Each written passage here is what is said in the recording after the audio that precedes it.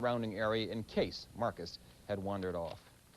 Well, it started off as a vacation cruise to the Bahamas, but last Wednesday, an explosion threatened to turn the entire trip into a nightmare. Dr. Robert Johnson of Sacramento was aboard the SS Emerald Seas with his family and nearly 1,000 other vacationers when a chemical fire ignited acetylene tanks in the ship's equipment room. We heard the thump, but most of us thought it was the anchor going down or one of the tenders, just banging up against the ship. And then we heard a second explosion, and that's when we figured something must be wrong.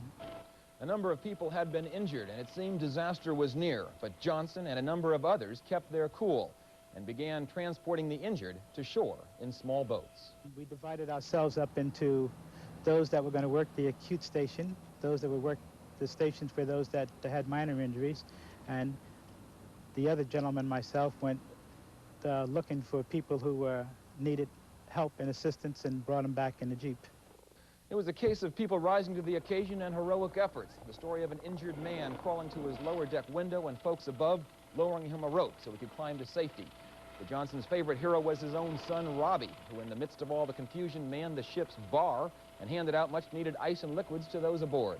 The injured were brought to shore where nurses and health service people set up an instant emergency shelter. Coast Guard helicopters took the more seriously injured to a hospital in Miami. The result? No fatalities, few serious injuries, and a whole lot of everyday folks doing lots of extraordinary things.